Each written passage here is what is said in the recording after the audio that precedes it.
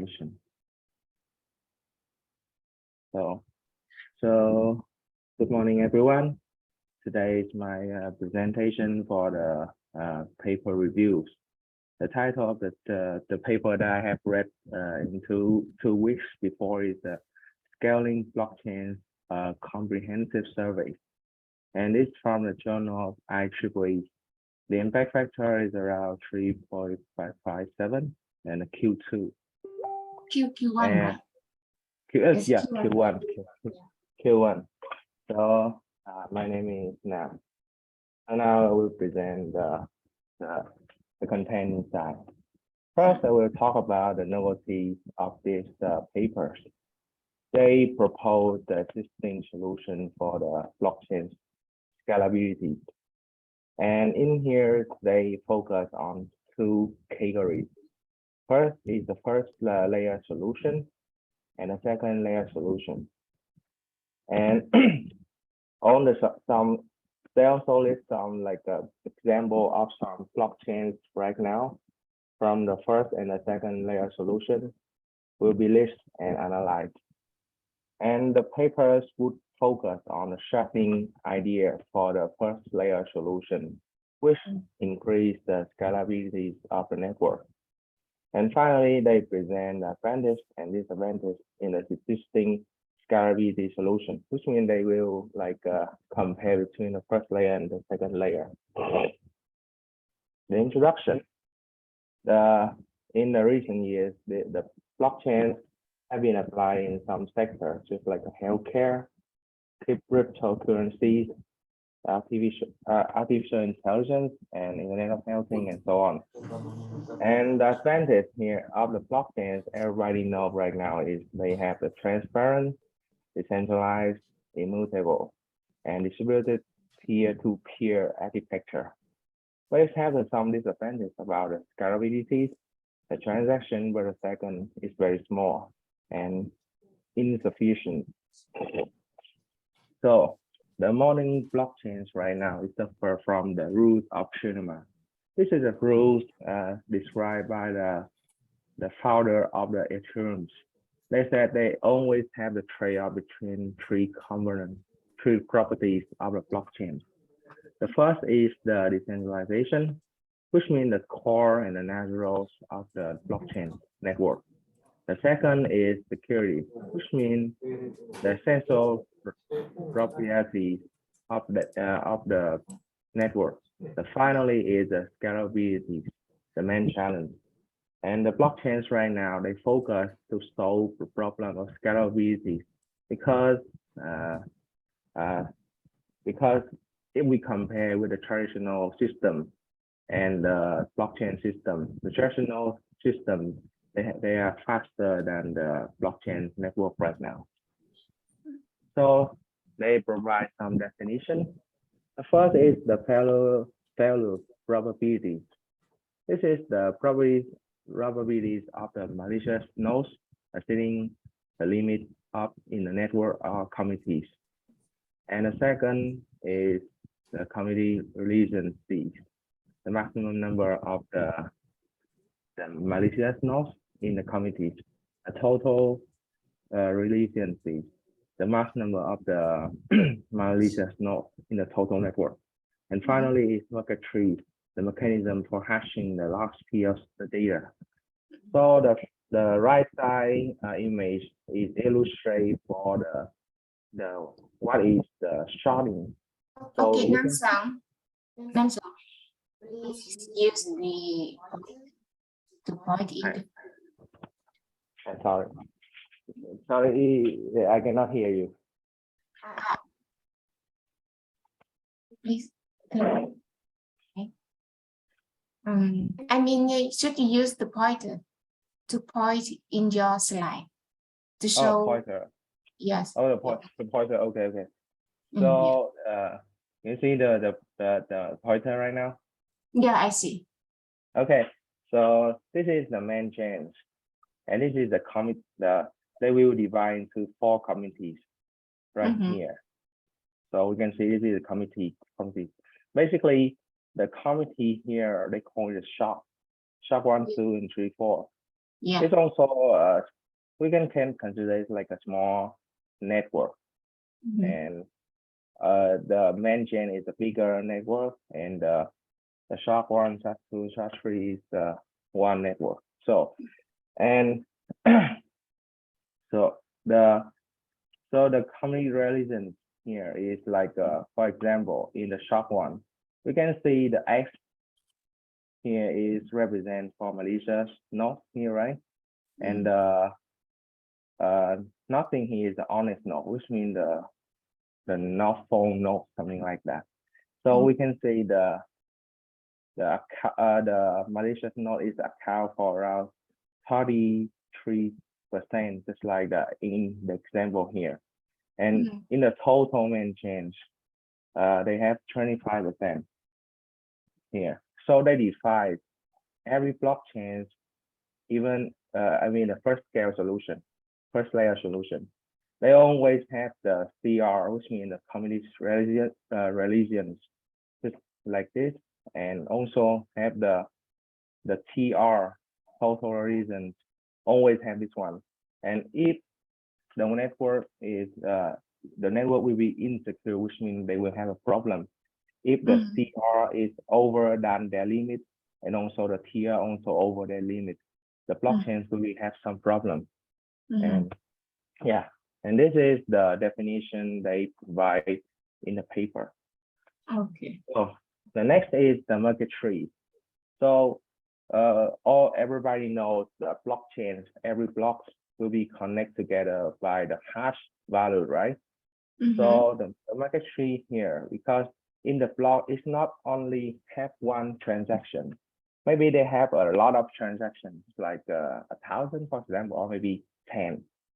So the D here is content for the data, which means transaction here and here. So the first thing they will use the hash value to get the H1, H2, 3, and 4. And then next, maybe they combine, maybe they sum together the hash 1 and 2 together to get H5 and 3, 4, get H6, and continue to use the hash function to get H7. And finally, we have the root here. For example, this is the root.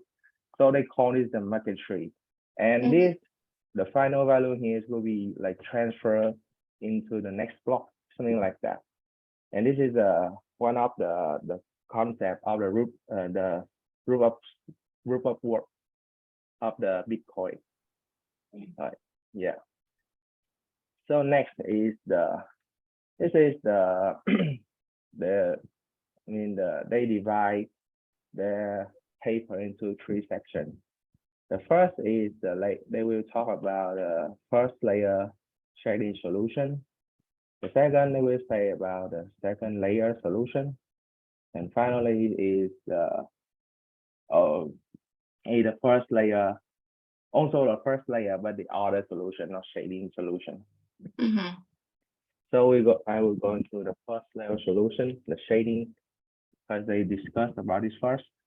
The shading is the idea. The shading here is like to divide the network into the subset, the smaller. So like we say before, it's called shard, and each one will be work on a different set of transactions.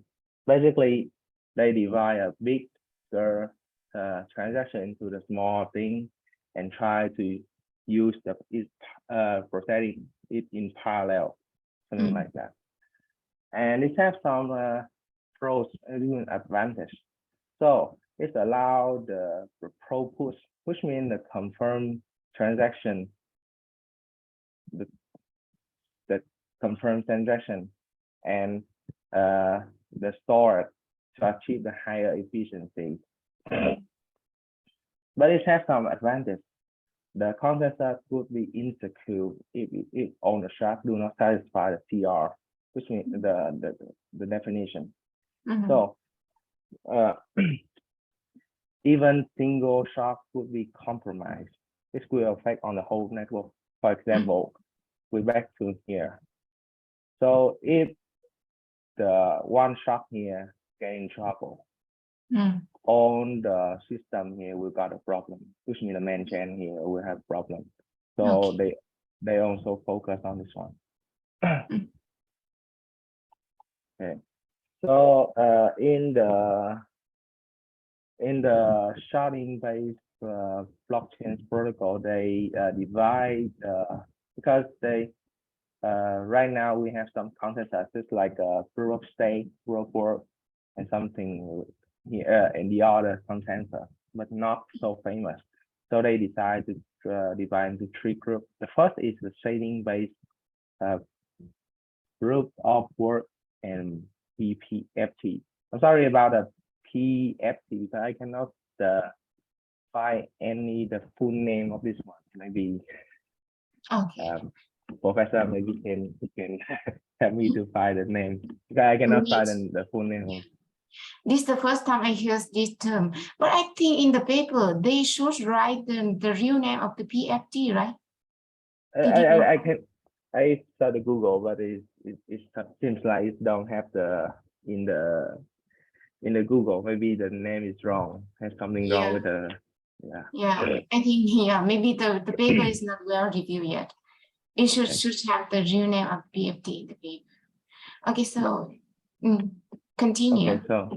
Okay, so in this one they list three examples about three blockchain protocols. It's like the first is the elastical. So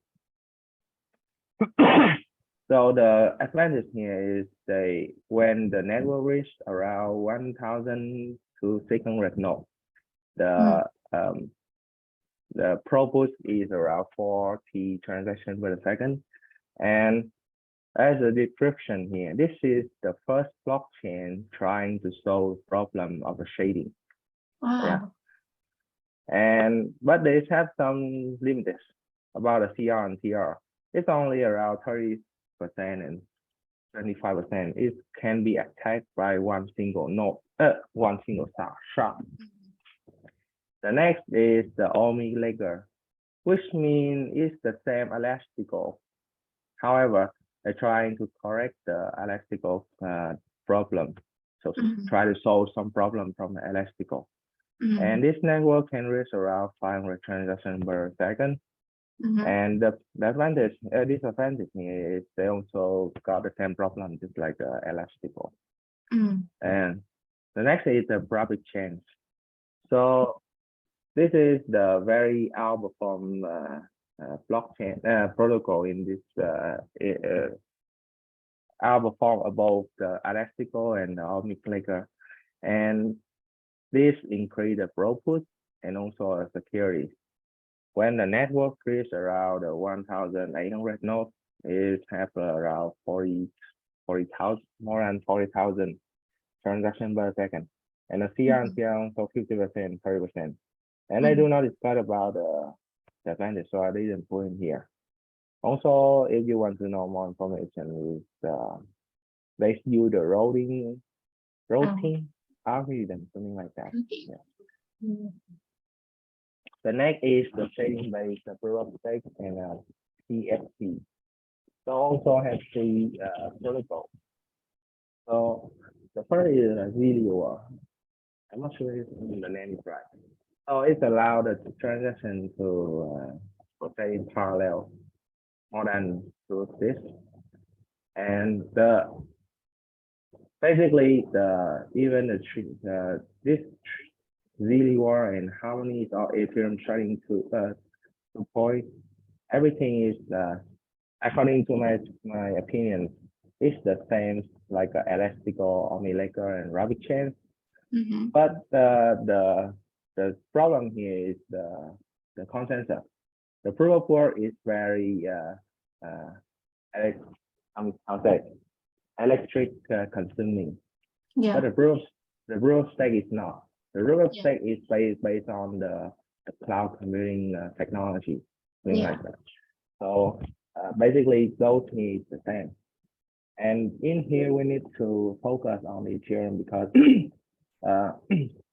the Ethereum here is when I read that, it seems like they have more advantage and more detail. For example, they have three phases in the Ethereum 2.0. The first is the beacon chain, which means it will manage the own three phase in the Ethereum. First is beacon chain. This chain will be take the responsibility for the consensus, storage, or decentralization. And the next is the shard chain. This chain is only responsible for the processing, which means they try to enable the parallel transaction. And the final chain state is the state execution, which means this one will be controlled to let on the entire system working. Just like they manage the beacon chain and shard chains. We need to focus on that. And it's not, and those protocols is quite the same the former protocol that I introduced. So they also finally got give the table in their paper. So we can see, remember that I say about the tritium, the trade-off between three elements in the blockchain. So the print here is represent for security because the CR and TR will give the insecure problem for blockchain if it's over the limit. The rest here is represent for the scalability, which means the transaction per second here and here. And blue is the decentralization, which means a smart contract, because if you got a smart contract, you can do the DR. If you cannot, it's basically just like a transfer of money, something like that. It cannot store a lot of data or anything else. So we can say if the throughput is high and the green is the security is secure, we need to satisfy the decentralization. And also the same here. The scalability is, and if we got the scalability, the security here, we need to satisfy the decentralization. This is the trade-off rule in the Bitcoin network. So, and they also say in this one, the transaction model, UTXO and account model. So they focus on every model here. They say they have their own advantage, but they suggest to use the account model to provide if the network trying to use the smart contract, we need to use the account model. Just like Ethereum, they will use the account model. The Bitcoin, they use the UTXO because they don't have the smart contract, so they don't need to do anything just like the app or Ross change problem, something like that. They just need to change person like a token inside network. Yes, I think maybe sometime we should have another presentation to see the difference between the UTXO and the account model. Yeah. So it depends on our purpose on our blockchain network, something like that. So next is the first cell solution, but we are not the shading. So the first is the before the sharding, they trying to use the solution called bigger block, which means they increase the maximum block size. The advantage here is when the block size increase, the number of transactions increase. This increase the pro push. But the advantage here is will lead to the higher block transmission delay, which means the confirmation time will be very long. Yeah. And also they suggest the maximum size of the block is not over than 4 megabytes. So this is some example of some protocol they use this solution bigger block. The first is the very famous Bitcoin Cash, BCH. So it's quite because it's like another version of the Bitcoin. So they permissionless and decentralized cryptocurrency. The block size is around 8 megabytes. So basically, they increase the throughput and reduce the transaction fee. But the PCX is the first, I'll say, first, like just like a Bitcoin is like a very long time ago. So Yeah. it's not insufficient. It's very insufficient right now. Right now, they just use for trading. Some they didn't use for application, something like that. Right. Okay, so the next is the multi-site abstract syntax tree, something like a math. So this is a combine between the molecular tree and abstract syntax tree. So you can find on the Google. This is very basic. This one is molecular tree. Everything will be combined into one root, just like I said, the hash value. The abstract, the abstract syntax tree is it's like a normal geometrics we have learned before. You can find at Google because it's quite easy to understand. Understand the idea. So according to the surveys, they say that if we use this technique in the Bitcoin protocol, so with the program with the length is n, so the compression, which means the compression, everything could be come nearly to zero. I'm not sure about this one, about this technique, but this is what I understand. The come to zero. So the problem is, what is the length n here? So is it infinity, or maybe just maybe 1,000? If it's still 1,000, they still affect a lot on the network. The final is the civic, something like that. The block is around 4 megabytes. So it's increased the throughput, but the problem is cannot solve scalability, which means it still have the confirm time is very late, something like that. It's very slow in the network. Okay, so please wait a moment. So when we use the mask, I mean the combine between the Merkle tree and the abstract syntax trees, the purpose is to reduce the amount of data, right?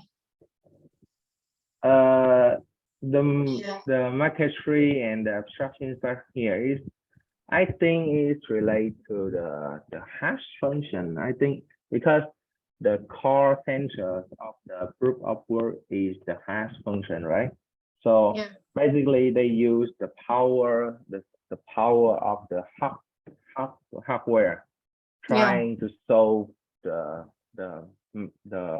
equation, which means find the hash value for that one. The hash value, to increase the security, but the main purpose here is to reduce the amount of data. Let's say we have a transaction, we should store 1 megabyte of data for that transaction. But by using the Merkle tree, I mean the mask, so we only need to store 1 kilobyte of data for 1 megabyte transaction information. Therefore, for example, in the same size of the blocks, the block size is 1 megabyte. Now we can store much more transaction into one block, right? Yeah, that is in the theory. In theory. So how about the circuit? I don't see the purpose of the circuit yet. They also not introduce so much about this one. They just say the block size is normally they say the block size is around 1 megabyte. But right here they increase around 3 megabytes. I'm not sure how it works. I just like put it in here because I'm not sure not really sure about how the mechanism in here, because it's quite hard to me. So maybe maybe the other member in the lab maybe can help me to research on this one. Maybe not necessary now. So the next is another solution is the alternative proof of work, which means they don't use the proof of work in the consensus because it's too high energy consumption and suffer from a low put, just like a Bitcoin. It's only 7 transactions per second. Also, they have some alternative consensus. They list something, just like a proof of stake, delegate, proof of stake, Stellar consensus. And in here, the 2 represented they choose is the EOS and the Stellar. The EOS here they use the delegate proof of stake. So the advantage of the EOS is improve the flexibility and throughput, which means the scalability is very increased so much. The also got can use the smart contract execution, and this network can be support around million transactions with no transaction fee and very high throughput and no confirmation time. But the problem of this one is low the term of centralization, which means another paper they list here, this EOS is suffer from the bot account, which means if they have 1 million account, 1 million nodes in the network, so around 30% of that node is a bot account, which means they're not real. So in 2017, I think they lose around $3 million because of this problem. The next is the Stellar. The Stellar here is designed for it's open source. It only have one purpose. It don't have a smart contract. It's only designed for optimum the conversion. Okay. To optimize the conversion of the fiat currency into the cryptocurrency. So which means if you have a US dollar, for example, you wish to buy the Bitcoin or Ethereum, you try to ask the Stellar blockchain to help you to convert your money into the cryptocurrency very quick. And because it's only this Stellar network is being used by one bank in Europe. I forgot the name, but they use this protocol.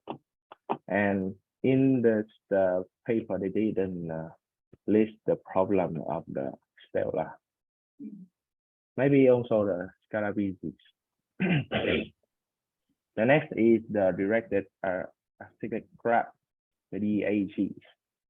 So this is very, I think it's very, according to my opinion, this is very suitable for a micro transaction, just like the IOXT, the Internet of Okay, Things. so Nam Sang. Yeah. Hey, it's the directed. This is the directed acyclic graph. So basically, this is different from the traditional blockchains. So you can see in here, the traditional blockchains like this.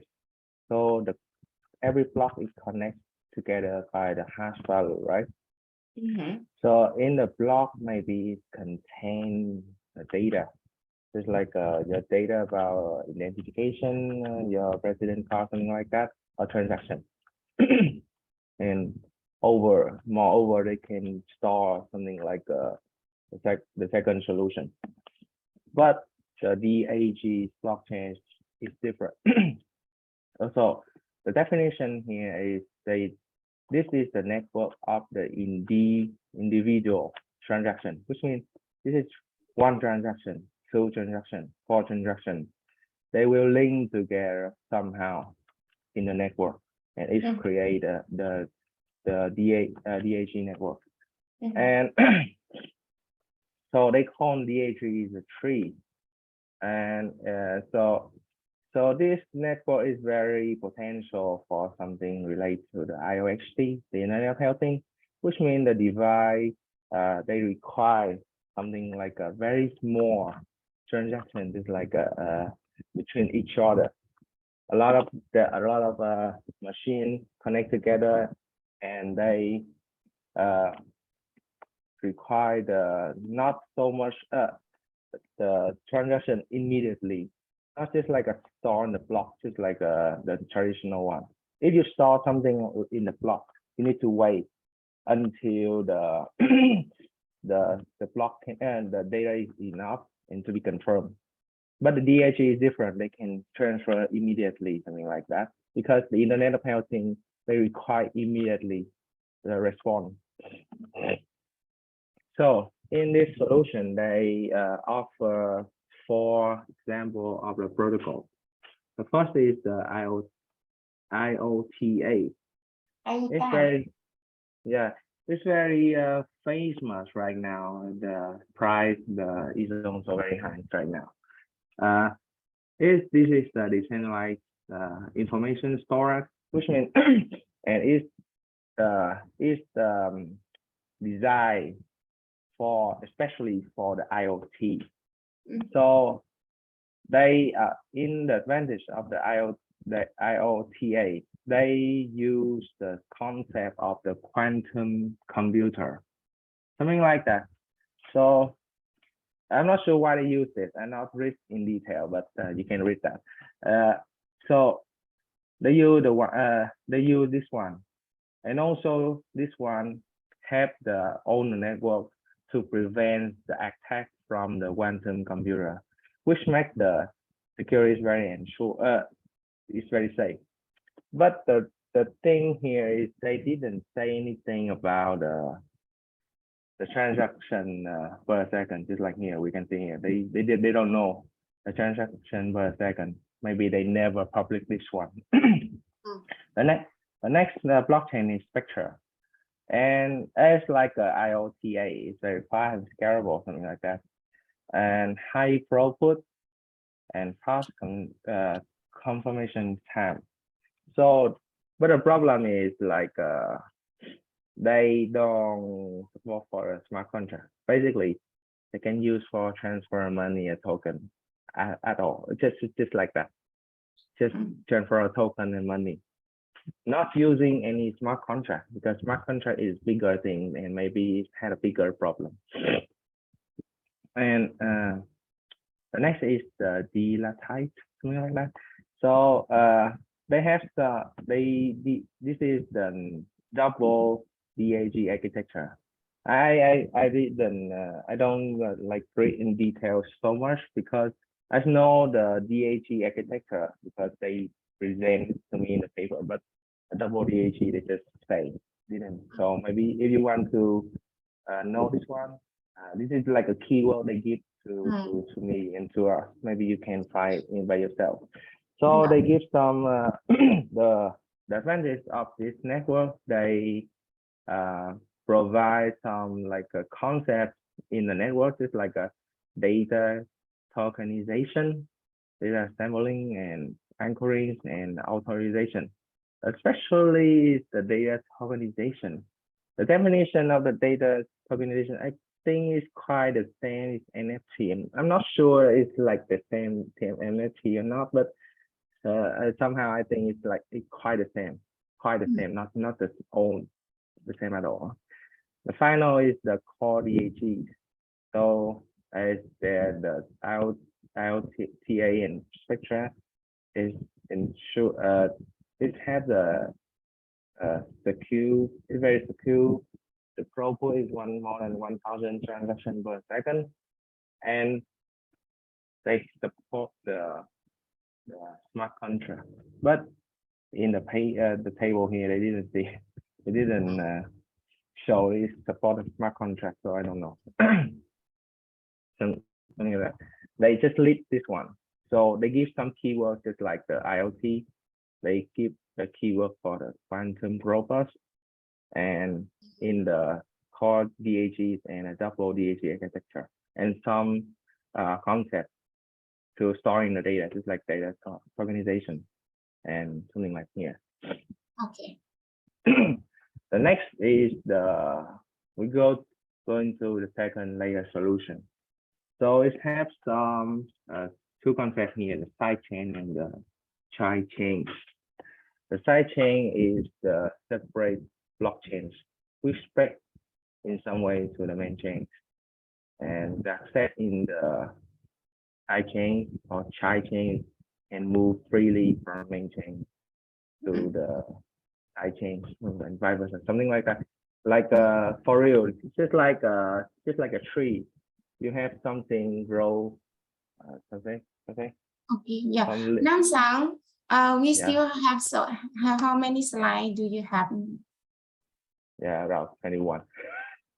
Oh. Nearly finished. Yeah. How about the explanation?